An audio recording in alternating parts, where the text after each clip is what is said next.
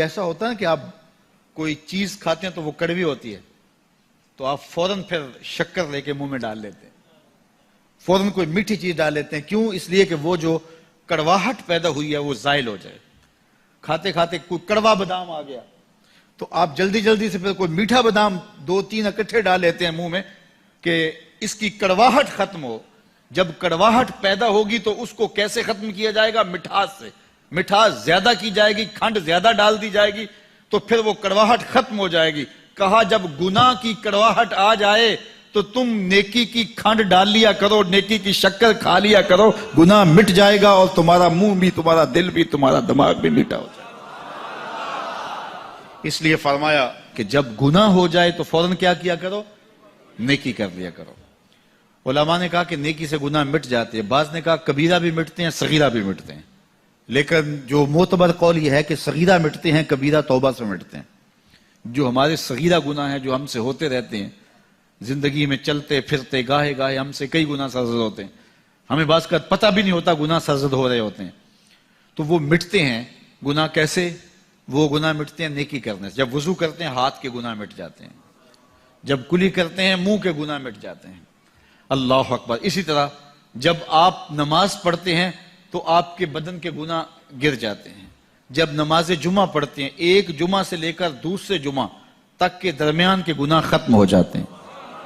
جب آپ عمرہ کرتے ہیں ایک عمرے سے لے کر دوسرے عمرے کے درمیان تک کے گناہ مٹ جاتے ہیں. اور جب آپ حج کرتے ہیں تو ایسے ہوتے ہیں جیسے ابھی ماں کے پیٹ سے جنم لیا ہو. سارے گناہ مٹ جاتے ہیں، ایک گناہ بھی بدن پہ باقی نہیں رہتا.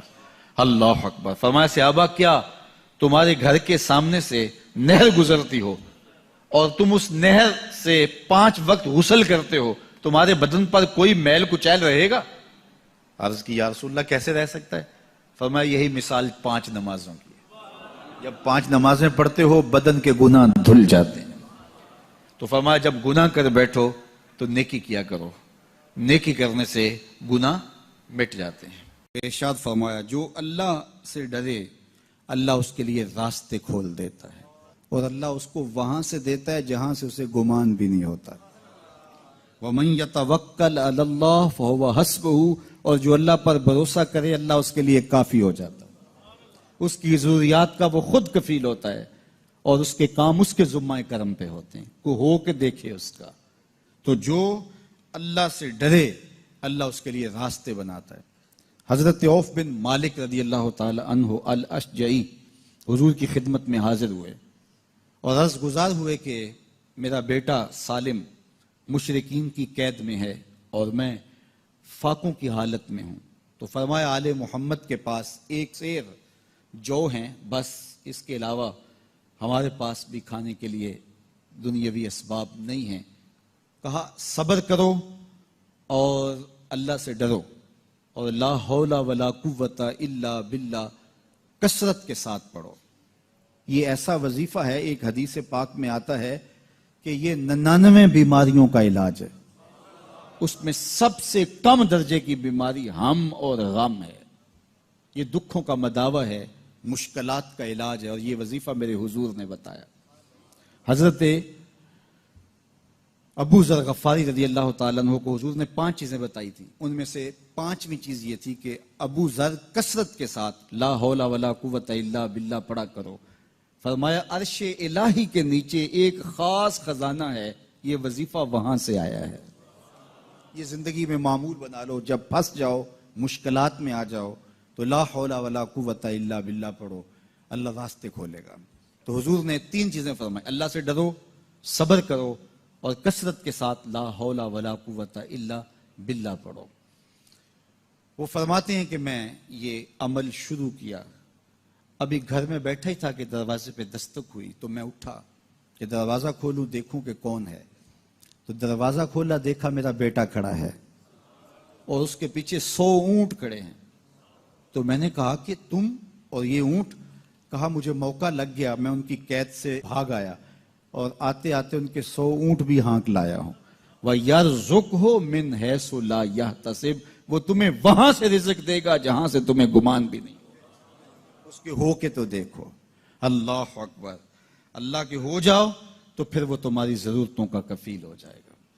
فرمایا حضرت عبداللہ ابن مسعود رضی اللہ تعالیٰ عنہ نے کہ کسی شخص کو فقر و فاقہ آ جائے تو وہ لوگوں کو بتائے کہ میں آج کل بڑے مشکل حالات میں ہوں، ہر وقت لوگوں کو بتاتا رہے تو اس کی مشکل بڑھے گی، اس کی مشکلیں آسان نہیں ہوں گی اس طرح.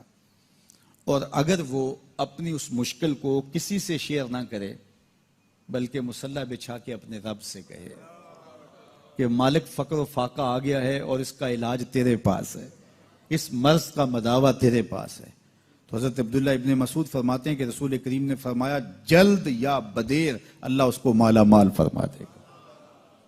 یہ بھی کبھی کر کے دیکھو، مشکل آ جائے، فاقہ آ جائے، مصیبت آ جائے، کسی سے نہ کہو، صرف اپنے رب سے کہو، پھر دیکھنا اس کی کرم نوازیوں کا می کیسے برستا ہے. فرمایا اللہ پر بھروسہ کرنے کا جو حق ہے اگر وہ تم ادا کر دو وہ تمہیں ایسے رزق عطا کرے جیسے پرندوں کو عطا کرتا ہے. ہم تو دکان پہ جانا ہوتا ہے، فیکٹری میں جانا ہوتا ہے، ہم اپنے کاروبار پہ جانا ہوتا ہے، نوکری پہ جانا ہوتا ہے، مزدوری پہ جانا ہوتا ہے، ہمیں پتہ ہے کہاں آج صبح جانا ہے، لیکن پرندوں کو کوئی پتہ نہیں ہوتا کہاں جانا ہے، راس المال بھی نہیں ہوتا، لیکن صبح نکلتے ہیں، شام کو کبھی بھی خالی پیٹ نہیں آئے. بن توکل پنچھی اڑ دے خرچ نہ پلے زیرا ہو. گھر سے خالی پیٹ نکلتے ہیں، جب واپس آتے ہیں تو پیٹ بھرے ہوئے ہوتے ہیں، اور پھر جو ان کی ضرورت ہوتی ہے اللہ وہ ساری ضرورتیں پوری کرتا ہے، جو جو ضرورت ان کی ہوتی ہے. یہ شیر کتنا گوشت کھاتا ہے اللہ روز اسے دیتا ہے. یہ ہنس روزانہ سچے موتی کھاتے ہیں، اور آپ مارکیٹ میں لینے جائیں لاکھوں روپے لگا کے تولے ماشے کے حساب سے آپ خریدتے ہیں، پھر بھی آپ کو یقین نہیں ہوتا کہ یہ سچے ہیں یا 2 نمبر ہیں. اور ہنس دنیا پہ کروڑوں جانور پائے جاتے ہیں، روز کھاتے ہیں، صبح بھی شام بھی دوپہر بھی پیٹ بھر کے کھاتے ہیں، اللہ روز انہیں عطا کر. کہا اس پہ بھروسہ تو کر کے دیکھو، وہ تمہاری ضرورتوں کا کفیل ہوگا. اس پہ بھروسہ کرو گے وہ تمہیں وہاں سے دے گا جہاں تجھے گمان بھی نہیں ہوگا. حضرت عمر رضی اللہ تعالی عنہ جا رہے تھے نا، رات کو پہرے پہ کھڑے تھے، تو ایک گھر سے ایک خاتون اپنی بیٹی کو کہہ رہی تھی دودھ میں پانی ڈال لو. تو بیٹی بولی امیر المومنین نے منع کیا ہے. تو کہا امیر المومنین کب دیکھ رہے ہیں؟ تو بیٹی بولی امیر المومنین نہیں دیکھ رہے، ان کا رب تو دیکھ رہا ہے. حضرت عمر دروازے پہ نشان لگایا تو آ گئے. دن کے اجالے میں پھر اس گھر کے دروازے پہ گئے اور صاحب خانہ سے کہا کہ اپنی بیٹی کا رشتہ میرے بیٹے کے لیے دے دو. امیر المومنین سوالی بن کے کھڑا ہے اس گھر میں. کہا اس بیٹی کا رشتہ مجھے دے دو. ان کو اور کیا چاہیے تھا؟ امیر المومنین کے بیٹے کے لیے رشتہ قبول کر لیا گیا. پھر اللہ تعالیٰ جل شانہ ان کو ایک بیٹی دی. اس بیٹی سے اللہ نے ایک بیٹا انہیں دیا. اس بیٹے کا نام حضرت عمر بن عبدالعزیز ہے. تو جب مائیں اللہ سے ڈرنے والی ہوں، تنہائی میں ڈرنے والی ہوں، تو پھر اولادیں ایسی ہوتی ہیں. اپنی اولادوں کی تربیت کرو. جب بچے چھوٹے ہی ہوں تو ان کے تصور میں یہ بات اچھی طرح سے راسخ کر دو کہ اللہ دیکھ رہا ہے. پھر وہ کبھی رشوت نہیں لیں گے کہ اللہ دیکھ رہا ہے، اور وہ کبھی خیانت نہیں کریں گے کہ اللہ دیکھ رہا ہے. وہ کبھی ملک کے راز کو نہیں بیچیں گے کہ اللہ دیکھ رہا ہے.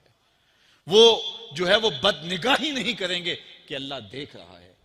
جہاں کوئی کیمرہ نہیں پہنچتا، جہاں سیکورٹی نہیں پہنچتی، جہاں کوئی ایجنسی نہیں پہنچتی، وہاں یہ عقیدہ پہنچتا ہے کہ میرا اللہ مجھے دیکھ رہا ہے. تو یقین کی یہ دولت زندگی کا نور ہے، زندگی کا جمال ہے. اور ماہ سیام میں اللہ تعالیٰ اس عقیدے کو روحوں میں اتار دیتا ہے اور باطن میں جذب کر دیتا ہے. تو اس کو اپنے اندر اچھی طرح سے ہم اتار کر کے اپنی زندگی میں چراغاں کر سکتے ہیں اور اندھیرے دور کر سکتے ہیں. یہ تیقن کہ میرا اللہ مجھے دیکھ رہا ہے، میں اپنے رب کی نگاہوں میں ہوں. ارا زبیبن نملۃ سودا، کالی رات کے اندھیرے میں کالے پہاڑوں کی کوکھ میں گہرا غار ہے. اس غار میں چیونٹیوں کا سوراخ ہے. اس میں جب چیونٹی چلتی ہے اور وہ بھی سیاہ رنگ کی ہے، رات کی بھی سیاہی ہے، پتھر بھی کالا ہے اور چیونٹی بھی کالے رنگ کی، سینہ سنگ پر اس چیونٹی کے چلنے کی وجہ سے ایک وہمی اور گمانی لکیر بنتی ہے جس کو خوردبین سے دیکھنا بھی ممکن نہیں. تمہارا رب اس کو یوں دیکھتا ہے جس طرح دیواریں چین کو دیکھتا ہے. تو کیا ذہن اور دماغ کی سکرین پہ آنے والے خیالات سے وہ غافل ہو سکتا ہے؟ کیا وسوسوں سے وہ غافل ہو سکتا ہے؟ تو آئیے اس یقین اور اس تیقن میں جینے کا گر سیکھیے. دیکھیے زندگی کتنی نور علی نور ہو جائے گی کہ میرا اللہ مجھے دیکھ رہا ہے، میرا اللہ مجھے ملاحظہ کر رہا ہے، میں اس کی نظروں سے، اس کی نگاہوں سے پوشیدہ نہیں. تو یہ عقیدہ ماہ سیام میں ہمیں نصیب ہوتا ہے. اور اگر ہم نے ماہ سیام کے دامن سے یہ سب کچھ نہیں سیکھا اور پورا مہینہ بھوک کاٹی، پیاس کاٹی اور مہینہ گزار دیا، اور عید کے دن وہیں کھڑے تھے جو ہم 29 شعبان کو جہاں کھڑے تھے، تو پھر ہم نے رمضان کی برکت کیا پائی؟ میرے حضور نے منبر کی تینوں سیڑھیوں پہ قدم رکھتے ہوئے آمین آمین پکارا تھا. تو صحابہ نے پوچھا حضور یہ عجیب ماجرا ہم نے دیکھا ہے، کوئی دعا مانگنے والا نہیں تھا اور آپ نے آمین کہا، پھر دوسری سیڑھی پہ رکھا قدم، پھر آمین کہا، پھر تیسری سیڑھی پہ قدم رکھا تو آمین کہا. فرمایا میں نے پہلی سیڑھی پہ قدم رکھا تو جبریل حاضر ہوئے اور انہوں نے کہا اس شخص کی ناک خاک آلود ہو جس نے ماہ سیام رمضان المبارک کو پایا اور اپنی بخشش نہ کروا سکا. تو میں نے اس پہ آمین کہا کہ ماہ سیام ملے، رحمتوں کی برکھا برستی ہو، جنت کے 8 دروازے کھلے ہو، جہنم کے در بند کر دیے گئے ہوں، ایک نفل کا ثواب فرض کے برابر ہو، فرض کا ثواب 70 فرضوں کے برابر ہو، رحمتوں کی برکھا ہو اور بندہ اپنی بخشش بھی نہ کرا سکے، تو کہا اس شخص کی ناک خاک آلود ہو. تو حضور نے اس پہ آمین کہا. تو اتنے پیارے موسم کو جو ضائع کر دے، ایسی حسین رت کو جو ضائع کر دے، اس کے لیے وعید بھی کتنی سخت ہے. کہا دوسری سیڑھی پہ قدم رکھا تو جبریل آئے اور کہا اس شخص کی ناک خاک آلود ہو جو والدین کو بڑھاپے میں پائے اور خدمت کر کے جنتی نہ ہو سکے. منبر کی تیسری سیڑھی پہ قدم رکھا تو جبریل آئے، انہوں نے کہا اس شخص کی ناک خاک آلود ہو جس کے سامنے آپ کا ذکر کیا جائے اور وہ آپ پہ درود نہ پڑے. اللہ اکبر.